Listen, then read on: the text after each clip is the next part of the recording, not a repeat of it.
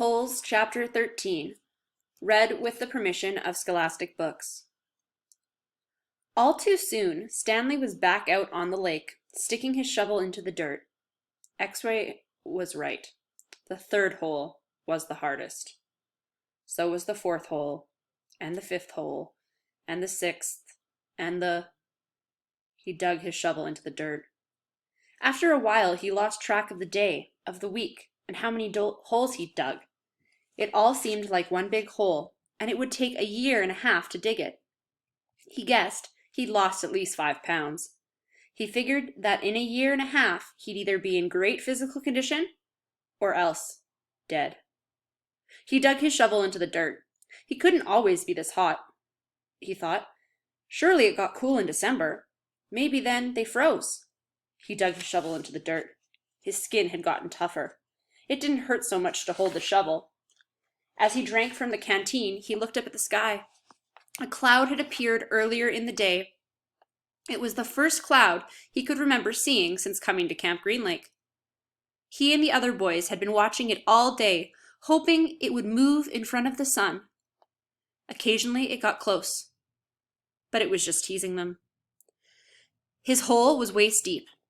He dug his shovel into the dirt. As he dumped it out, he thought he saw something glisten as it fell onto the dirt pile. Whatever it was quickly buried. Stanley stared at the pile a moment, unsure if he'd even seen it. Even if it was something, what good would it do him? He promised to give anything he found to X-Ray.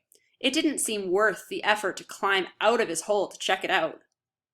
He glanced up at the cloud, which was close enough to the sun that he had to squint to look at it.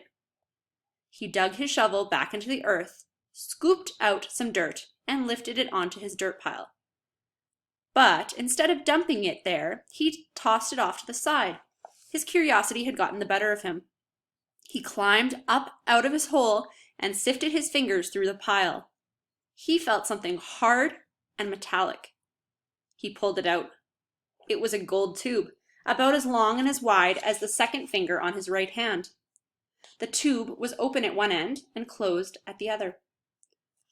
He used a few drops of his precious water to clean it. There seemed to be some kind of design on the flat, closed end. He poured a few more drops of water on it and rubbed it on the inside of his pants pocket.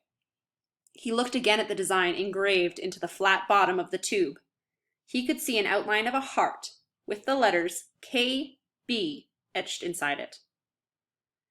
He tried to figure out some way that he wouldn't have to give it to X-Ray.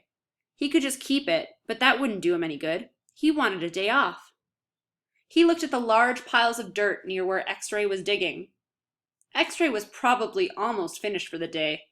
Getting the rest of the day off would hardly do him much good. X-Ray would first have to show the tube to Mr. Sir or Mr. Pendanski, who would then have to show it to the warden. By then, X-Ray might be done anyway. Stanley wondered about trying to secretly take the tube directly to the warden. He could explain the situation to the warden, and the warden might make up an excuse for giving him the day off, so X-Ray wouldn't suspect. He looked across the lake toward the cabin under the 2 oak trees. The place scared him. He had been at Camp Green Lake almost 2 weeks, and he still hadn't seen the warden. That was just as well. If he could go his entire year and a half without seeing the warden, that would be fine with him. Besides, he didn't know if the warden would find the tube interesting. He looked at it again. It looked familiar, he thought. He had seen something like it somewhere before, but he couldn't quite place it. "What you got there, caveman?" said Zigzag. Stanley's large hand closed around the tube. "Nothing, just, It was useless. "I think I might have found something." "Another fossil?" "No, I'm not sure what it is." "Let me see it," said Zigzag. Instead of showing it to Zigzag, Stanley brought it to X-Ray. Zigzag followed. X-Ray looked at the tube, then rubbed his dirty glasses on his dirty shirt and looked at the tube again. One by one, the other boys dropped their shovels and came to look. "It looks like an old shotgun shell," said Squid. "Yeah, that's probably what it is," said Stanley. He decided not to mention the engraved design. Maybe nobody would notice it. He doubted X-Ray could see it. No, it's too long and thin to be a shotgun shell, said Magnet. It's probably just a piece of junk, said Stanley. Well, I'll show it to Mom, said X-Ray. See what he thinks. Who knows, maybe I'll get the day off. Your hole's almost finished, said Stanley. Yeah, so? Stanley raised and lowered his shoulder. So, why don't you wait until tomorrow to show it to Mom, he suggested. You can pretend you found it first thing in the morning. Then you get the whole day off, instead of just an hour or so this afternoon. X-Ray smiled. Good thinking, Caveman. He dropped the tube into his large pocket on the right leg of his dirty orange pants. Stanley returned to his hole.